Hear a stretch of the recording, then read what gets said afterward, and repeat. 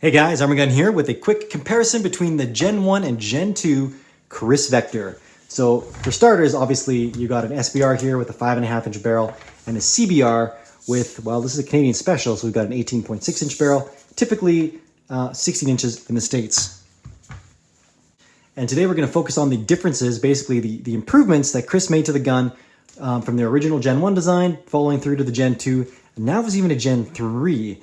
So I'm going to get my hands on one of those before too long, and I will do a further comparison on all three. So, or at least between the three as things improve. I'm just going to prove these things clear really quickly before I get handling them a whole ton. So, Gen 1 started off with a 120 degree throw safety. Why they did this, I have no idea. But they definitely got their act together and fixed it real swift for Gen 2, which features a 45 degree throw safety, which is real nice. Bolt controls, mag release, that all stayed the same. Charging handle stayed the same. A lot of the stuff stayed the same. Still have a 13 inch top pick rail.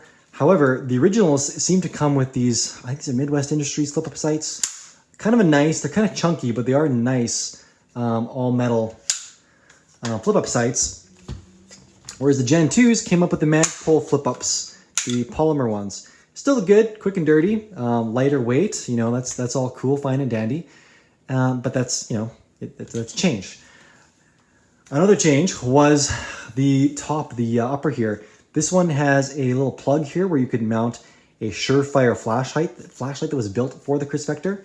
They did away with that as Kriss Vector stopped making it for the Gen 2s. These no longer have the plug. Just solid up there. And then probably the biggest and most annoying change they made, and I still don't know why they did it, was the folding stock.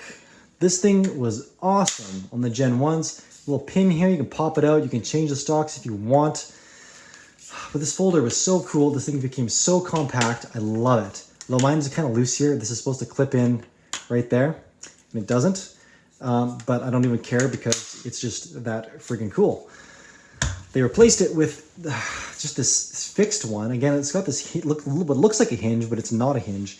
And this actually, this part was polymer, and it was known for breaking under fire. Just it wasn't very durable. So a lot of companies were producing, not a lot of companies, but some companies were producing aluminum aftermarket ones, so you could beef this up and make it strong. But it still didn't fold, and that is disappointing.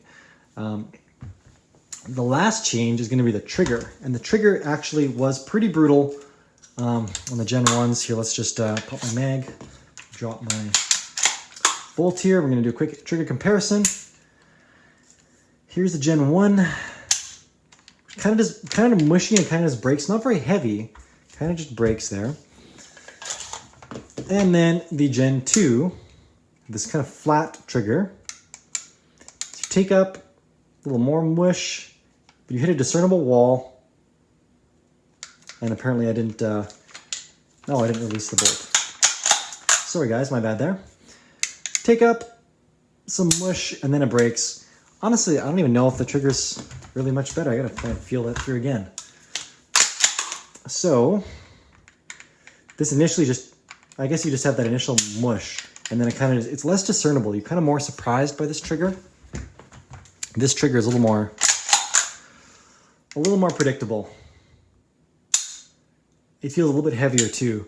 That's just subjective personal feelings right now. But that's gonna be it. That's your differences between the Gen 1, Gen 2 Kriss Vector. Bonus gun time, which is because I have it sitting here, is the Colt SP1. Definitely a throwback from a prior era before all this crazy Super V system that's going on in here. Good old-fashioned Colt SP1 chambered in 5.56. What a great gun. I guess a, you know, factory 20 round mag. Just your Vietnam special. Triangular handguard, love these things. What a nice gun. And what the heck, trigger pull. Just mil-spec AR goodness. All right guys, that's it. Catch you later. Oh, also, because I'm doing this now, I'm kind of unemployed right now. I have to shut down my businesses for this whole COVID-19 thing. So if you guys want to reach out, chat with me on Patreon, that's 100% cool. I definitely make myself available. for the small donation of a few bucks a month. I've got some other cool, features on there if you guys donate the different tiers. But nonetheless, if you don't want to support me, just support someone. This economy is really crazy right now, and we just want things to get back to normal. And I don't know, I want all my favorite things to be there when the world does go back to normal, which is the gun industry, the accessory industry, a lot of crazy stuff going on right now. Actually, honestly, I don't know if they need much help right now because they're getting swarmed by a bunch of guys. Nonetheless, pick an industry that you want, that you think is hurting out there, and go support those guys, because a lot of guys are shut down right now, and it's going to be tough. This thing could last a little bit of time. So anyways, that's just my public, whatever announcement. Otherwise, I'm going to be here. I'm going to churn out the content because I love doing this stuff, and it's a ton of fun, and I got some extra downtime right now anyway, so may as well make the most of it. Thanks a ton, guys. Arm&Gun out.